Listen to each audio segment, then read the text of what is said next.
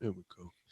Yeah. All right. After show. Here we are. That was one funny video. Like, how does somebody capture that? Just happened to be filming, and you know what it was? They were like, "My God, this raccoon is by my cat. I gotta get my camera."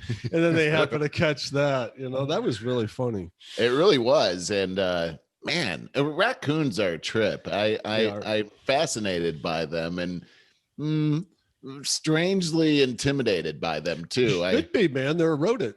You know, the other day we were outside, Anne Marie and I, and we live on kind of a busy road on Topanga Canyon Boulevard, and it's like 6-7 lanes from all the way, because it's a pretty big street, you know, and so we were standing there at night, and I saw these 2 raccoons cross the street and come over towards us, which was amazing. It was like, oh my God, no! They almost got run over like several times, and it was like it had just gotten dark.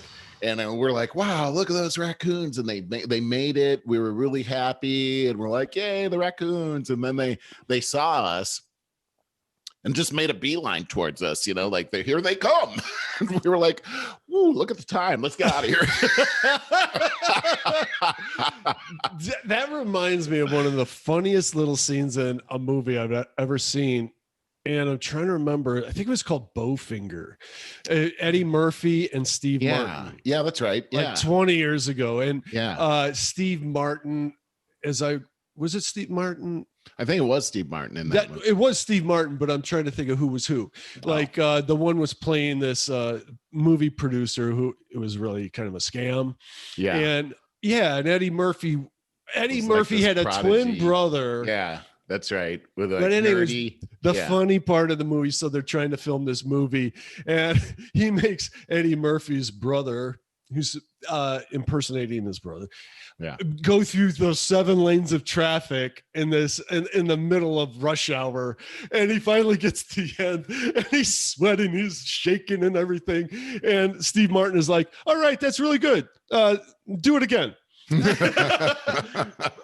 I explained it horribly because I was trying to remember it, but I thought that was a hilarious scene. I mean, do you remember that scene? I don't actually, but I could see that happening trying to cross this street over here, because people will run you over.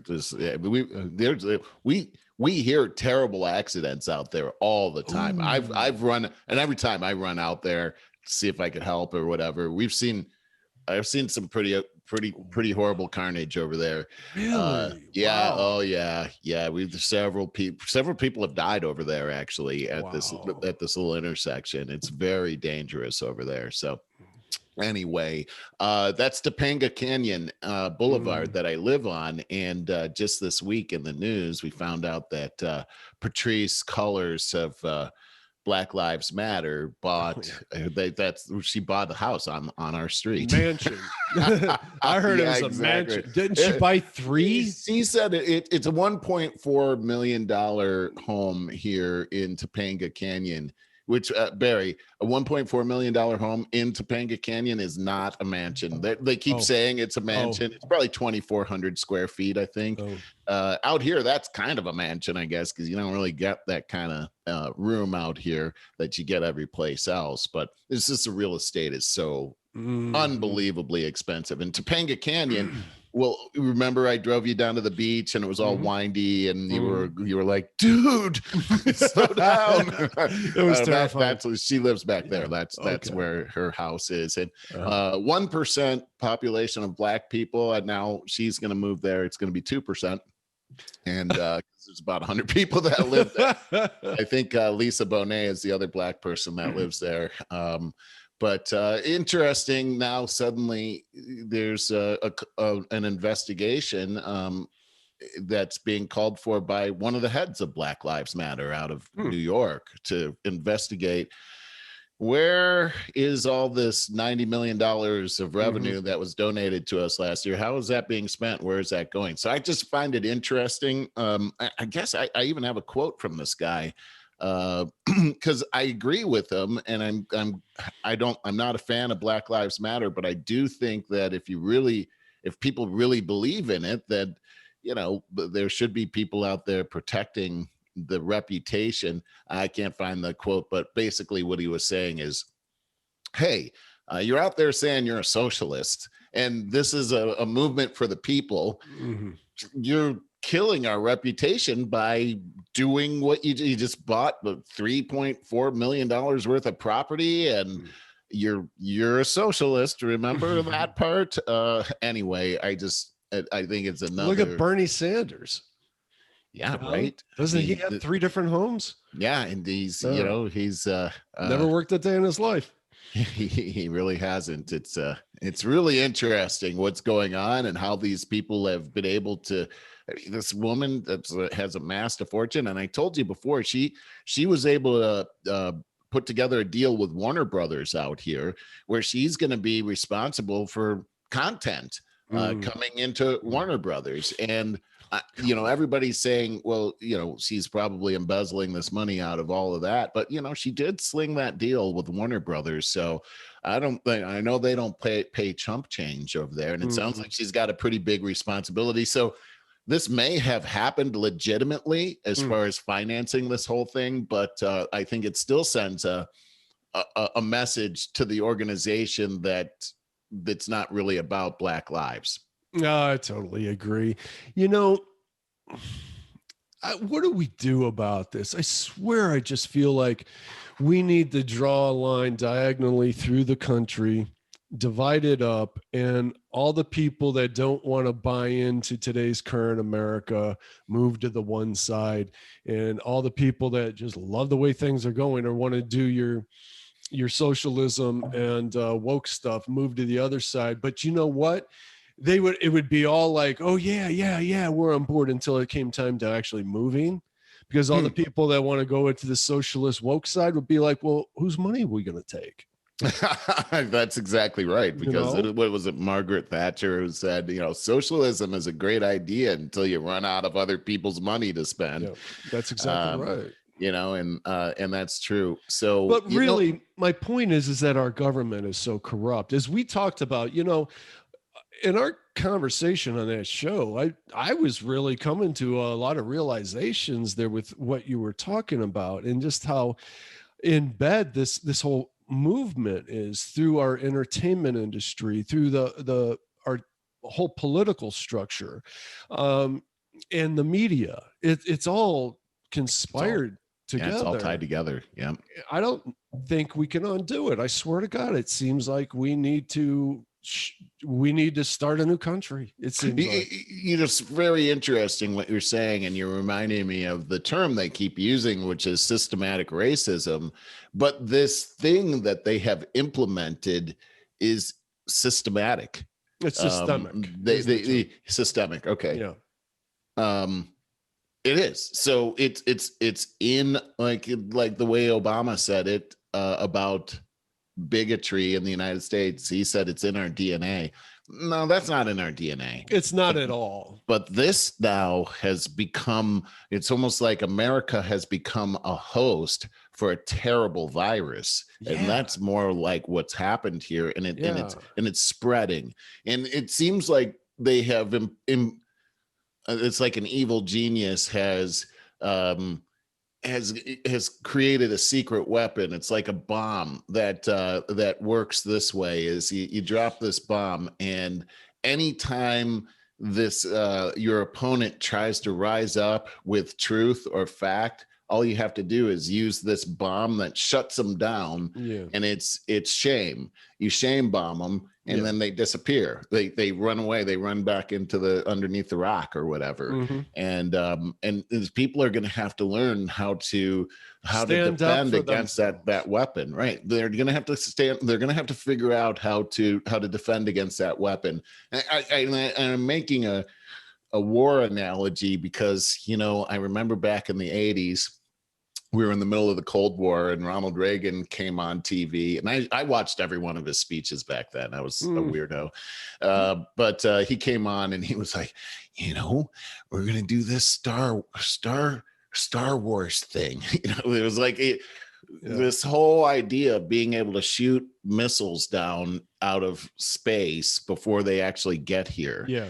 And, everybody thought it was the Star Wars Missile Defense Program. And it was like, come on, Star Wars? You really think that actually was the impetus of the Patriot missile, which we've seen now many times shoot down bombs that are going to create terrible damage. That was the idea. We need to come up with an idea like that for this situation, for the shame bomb. Well, geez, I mean, I'm flabbergasted by it because it's children. It's ill-behaved children that we're bowing to. And I said this before, it makes me sick when these wussy celebrities start getting shamed and cancel. They're on the verge of cancel culture, and they come out with their drippy apologies to these children. I mean, that makes me sick. What kind of adults are we? I mean, seriously, we just need to grow up. I agree. That's what I mean. I'm so disgusted with all of this. Come on, people, put your big boy pants on and stand by what you said or did, or a simple apology. And anyone that's pulling out stuff from 15, 20 years ago, I got some really good choice words for you, because that's not right. That's not right at all.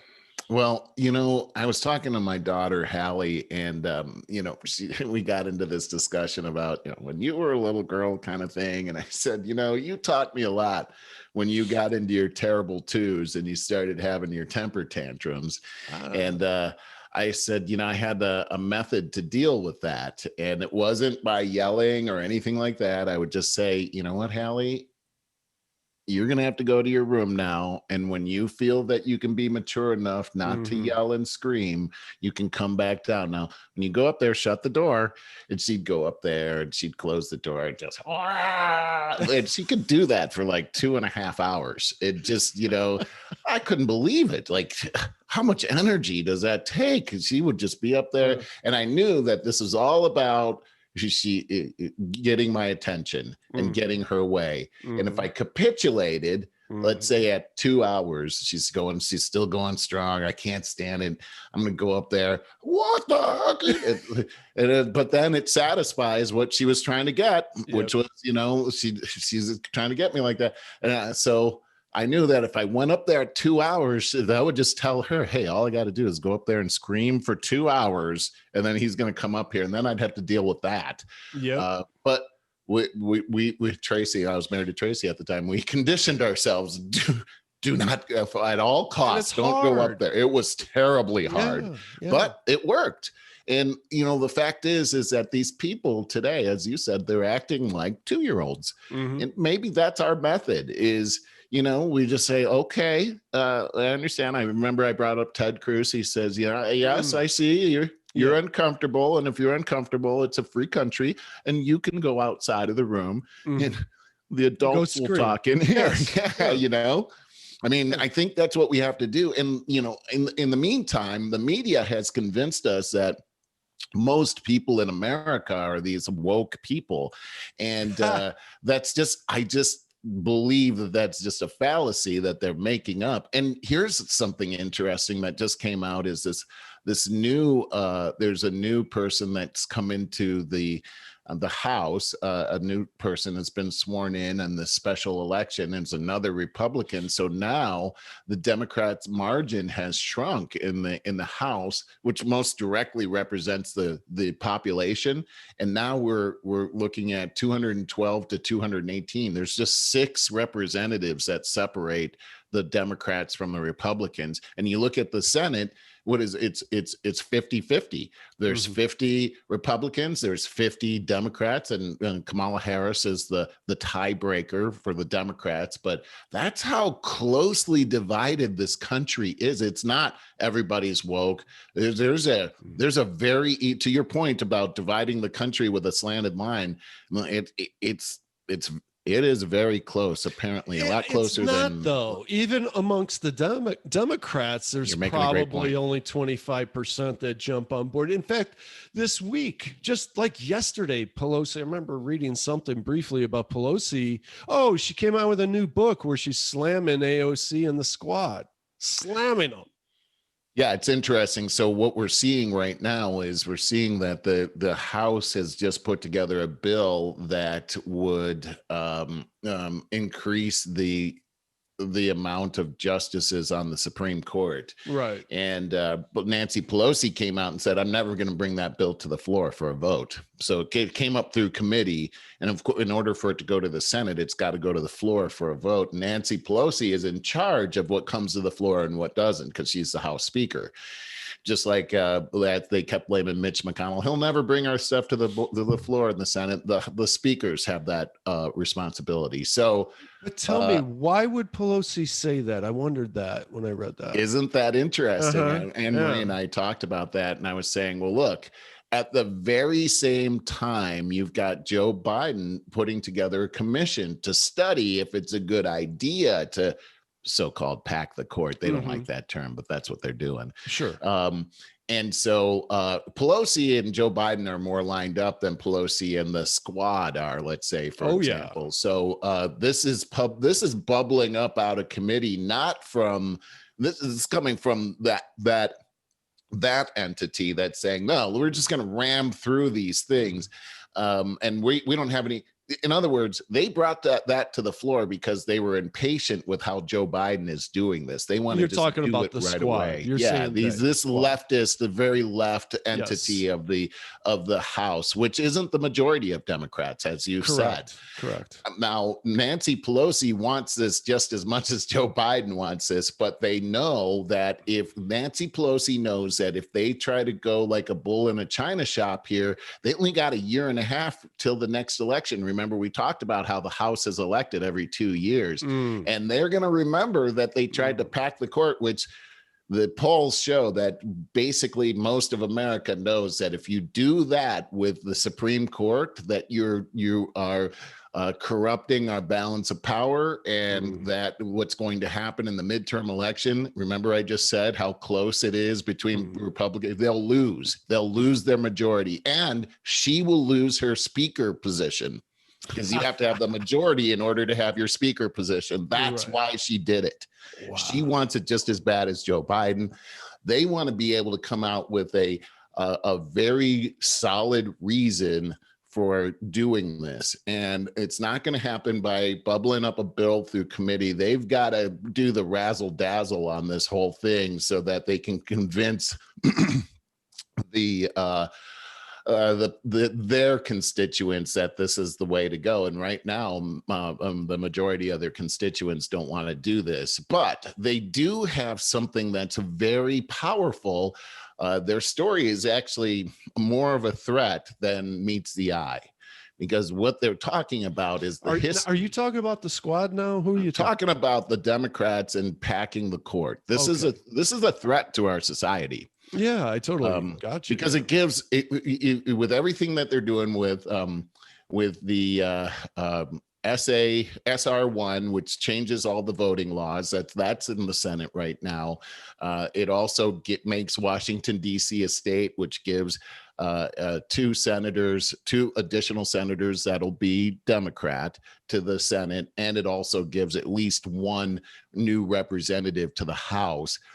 This helps to enshrine Democratic leadership in perpetuity. And then if the Supreme Court were to step in the way, now they have a clear majority, because Joe Biden would put in 4 additional new Supreme Court justices. And so basically it would be like a blank check to do basically whatever you want to. Nothing would stand in the way. At the same time, they've got a bill to eliminate the filibuster.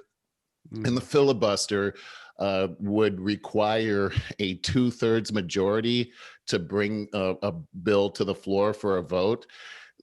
When you have these tight, 50-50 kind of things going on, and you have one person that can break the vote, the filibuster is the only way for the minority to protect themselves. So in other words, if you get SR1 passed, you get the filibuster eliminated, you get the court packed, all of these things on the Green New Deal and the open up the borders and give all this money to anybody that you want to. That's a green light for all of that to happen. There's nothing that could stop it from happening. It's actually diabolical. Yeah, I totally agree. I can't believe you didn't bring up on the regular show anything about Biden and Russia. I don't have a lot of information on it. Oh, okay. Because I was really wondering what your opinion was, because there's some really dicey stuff going on that seems to me Biden created the whole situation all by himself.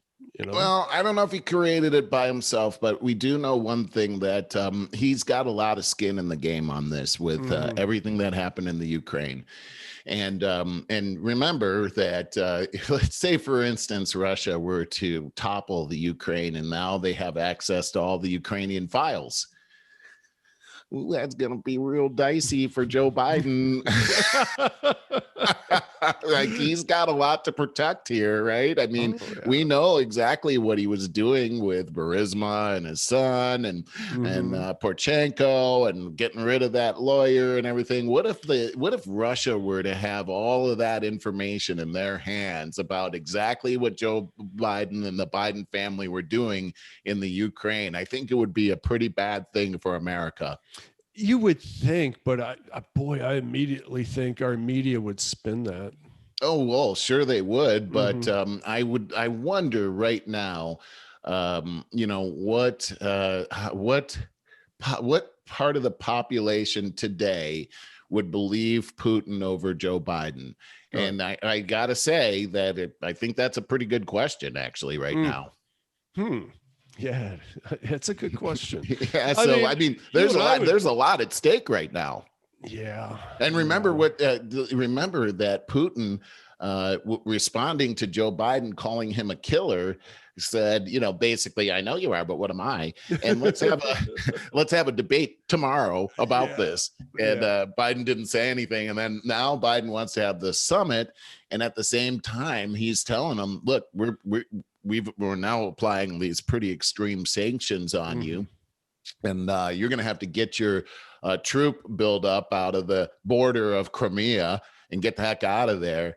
But I'm telling you, I don't see that. I don't know. I see that it seems to me that the sanctions probably are exasperating the situation. And at the same time, the Democrats love to say that Russia is the big enemy, and they've proven that there's some kind of election interference. But I think the bigger problem in my mind is China. And there's a summit coming up there too between Joe Biden and Xi Jinping, and so it's going to be interesting how this whole thing happens. But I think this is political theater on Russia right now. Yeah, I just have no faith in Biden whatsoever. And as a diplomat, geez. I mean, he always wants to look like a tough guy, yet he doesn't have the chops. He just doesn't. He doesn't have the integrity or the intelligence. So I don't know. Yeah, they've really tried to, I think the media has really tried to, turn Joe Biden into this cool older guy with the aviator sunglasses on and just, that pew, pew, pew kind of thing, but it's not working. I mean, it's just not. And I just find it interesting how he gets in there and he starts speaking, and a lot of his words are very like, and you're like, what did you tell? What did he? Can you rewind that? He's feeble. That's the only adjective I have for him is feeble. It's bad. Yeah, you're right. Feeble is a good word here. Hey, so just going back to that whole conversation about the court packing, and I saw something from Kayleigh McKinney saying, McEnany. It's hard. It's so how hard. McEnany. Okay, I'm just gonna say Kayleigh. Is that how you say her name? Yeah. Okay, I'm going to stick with that. And she says, and just like that, congressional Democrats advocate for destroying two American institutions, the Supreme Court and the filibuster. And then she says the Electoral College is next. Absolutely. That's coming. Be ready. Well, the Democrats always wanted. It's not going to happen. They want to get rid of the filibuster until it works in their favor. Then they'll want to bring it back. They want to get rid of the Electoral College until it's, back in their favor, and then they'll want to bring it back. I just don't think it's going to work. Of course they want it. It amazes me that they think people are gullible enough to listen to that conversation. It's funny because on Twitter, she said that on Twitter, and then right away some guy comes back. His handle is Drain the Trumps. And he says the Supreme Court was wrecked by the former guy, FYI. And so here we go. Their story is, look, Obama was going to try to put Merrick Garland in. You guys said it was too close to the end of the election. We didn't get to put him in. Then Trump put in Gorsuch, and then he put in two other guys. He put in another person, and then he put in this last one with only a month of his presidency. And you guys totally went back on what you said. You applied different rules to this president than you did on Obama, and now we're going to depack the courts. That's how they're actually saying it. I heard Nadler being interviewed, and he said, "We're not packing the courts. We're depacking the courts from what Trump did to corrupt the courts." And that's a pretty powerful story to be able to tell right there, until you start to look at the details of what really happened when Obama was trying to put Garland in, compared to what happened with Trump, and how there was a precedent on both of those. And you had the Senate, which confirms each of these justices. In the Obama case, the Senate was majority Republican, opposite party. There's never been a time where a president's been able to put in a Supreme Court justice with the opposite party in the last remaining year.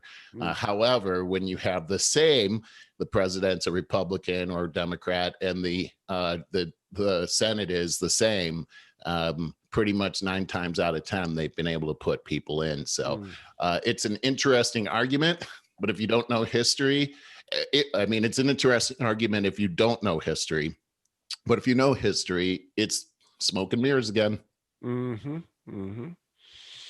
Oh, I'm just looking through my notes to see what interesting stuff that we have. I've had this in here for a couple of weeks. Did you hear about this Paris, France? Their deputy mayor prompts new fury over, quote, American woke culture is taking over France. Let's see. Audrey Pulver, 49, reignited the debate over woke U.S. culture in France.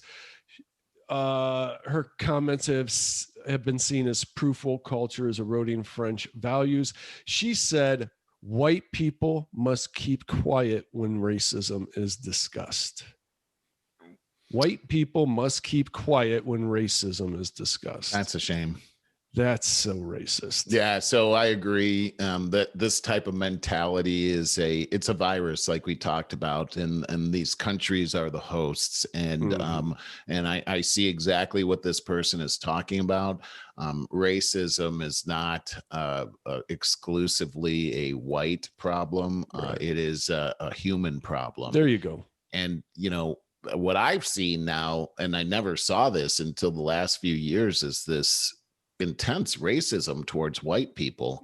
And I'm noticing that the big change here in our society is it's white people racist against other white people. I know. How weird is that? I guess I've seen it in the black race all my life, because we have this whole thing about the shade of darkness you are, and then that becomes a big problem, or even what part of the country you were brought up in, all that kind of stuff. We get all twisted around the axle on this, but it's white people prejudice against white people is a new thing that I'm seeing, and this whole critical race theory happening. It is a cancer that we're seeing right now, and it's demoralizing our entire population. It is. It's preying on white guilt. And it is. Yes, we had some really good conversations like a year ago about how we were raised. I mean, we were young, and our parents made us watch Roots, which was horrible. Right. And that was at the time. It was shocking. Yes. I couldn't believe what I was seeing. You watched that as a little kid and tell me you're going to come out racist. Right. But then we were totally raised nightly on shows like All in the Family, Good Times, the Jeffersons, that always had, they were funny, high quality, but then they would have this moral thing, you know, a thing at the kind of tied into it about racism and stuff. Yeah. We'd walk to school talking about that.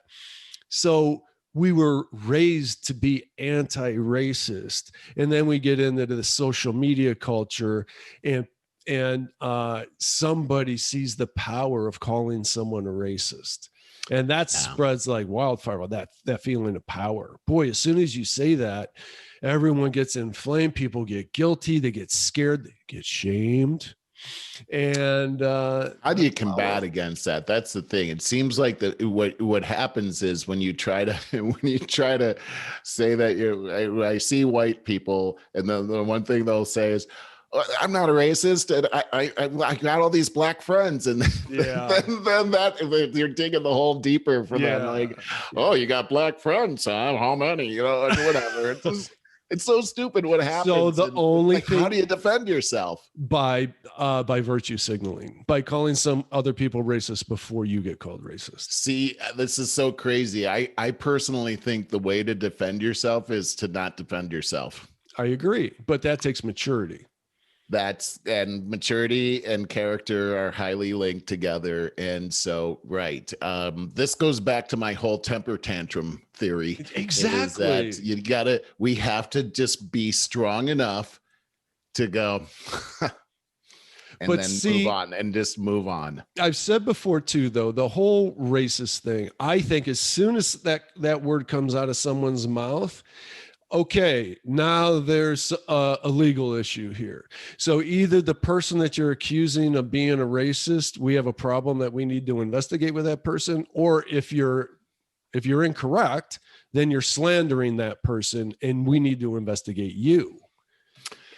You know, but we never see that. I know. Never hear about slander anymore. I know. Does that even go to court anymore? Or, you know, because you see it happening. It's like, how could this person get away with just tearing down this person's reputation like this? And and then, and you've brought it up before on the show that it's like you're killing that person, because when that person gets moved to the margins of society and they can't get a job anymore, they can't work, and you know, you basically killed them.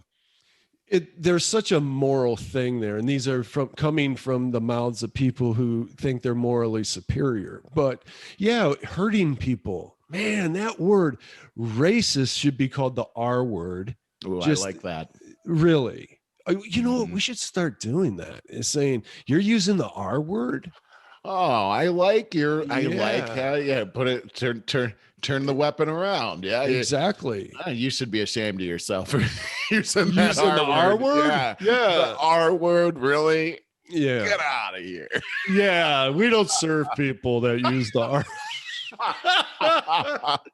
Seriously, dude, we're on to something here. Well, it's interesting because, you know, along those same lines, we got all these companies that are boycotting cities. We talked about this in the last section, but then, you know, these people are like, well, how do we combat that? Well, hey, I'm going to boycott Coca-Cola for boycotting us, and so then the other side comes back and says, oh, see, the Republicans are into cancel culture. And it just keeps going around. It just it's almost like you can't defend yourself. And maybe the answer is just don't defend yourself, and then people will realize who the bad guy is. I mean, I don't know if that's right or not. I'm brainstorming here, but it seems logical. No, I know what you mean. I think I don't know. I think it needs to be turned around. I think the R word thing. I love that idea. But I also R word. I'm using that. I am too. But I also think that some really good lawyer needs to actually sue somebody for slander and libel from somebody calling somebody a racist. It's valid. I love that idea. Mm-hmm. Yeah, that would change everything around, right?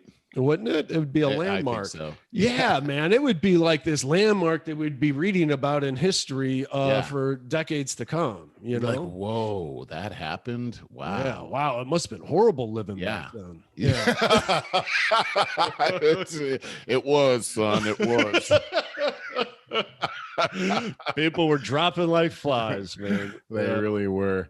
Hey, man, I think I'm going to have to wrap up here. Sure. Yeah, absolutely. You got anything fun on tap for the weekend? I do, actually. So tomorrow morning, I'm going to go to breakfast with Anne Marie. We've got a special place we like to go to, and this place called Camarillo, and there's an airport there, a real small airport with this restaurant right on the runway. And you see all these really cool planes coming in and everything that people own. I always fantasize that's, oh, here comes my plane. Yeah. So we're going to do that. I'm going to hang out with my son, Brandon, for a little while. Nice. We're going to go do some man stuff together, which is really cool. Yeah. And other than that, looking to just get some good outside time. I definitely want to get on my bicycle. How about you? Well, like I said, every day's the same here. Oh, boy, yeah. Working, feverishly working to clear my list. That's rewarding. Yeah, maybe I'll get a steak and grill. Hey, I wanted to just close with this. I reached out to Irby after it was yesterday, actually. I was thinking about it. I've thought about him every day since we interviewed him. I mean, he's really in my heart. I just really like the guy so much. I loved his courage and being able to tell his story, and he really honored us by coming on the show with us. And I just wanted to reach out and thank him for being so courageous, and I wanted to encourage him. And he came back and said that he was very thankful for being able to be on the show, and he really appreciated that. And he also talked about his ex-wife and the mother of Tejan, and how much she enjoyed the show as well, and especially wanted to mention how grateful they were regarding the whole subject of seeing their son again, which I fully believe that God has Tejan right there. He's fine. And there's coming a glorious day when they can be together, and there'll be that reunion, and they'll never have to be separated again. And God will wipe away every tear. Yeah. Wow, so he was real thankful, and it was great to make that connection with him again. I'm really glad. I hadn't talked to him since the show, and I should reach out to him this weekend. I'm glad that you told me that about Tejan's mother being thankful for the show. I didn't know how she would feel about it. He said a lot of people had seen the show and had given him really good feedback. So that was another really good thing. So this is continuing to help him. And I think that we should think about eventually having him come back on the show to check back up on him, maybe in 6 months or so. I think that would be a really good thing. I think that's a great idea. And again, you were fantastic hosting that. I really appreciated that.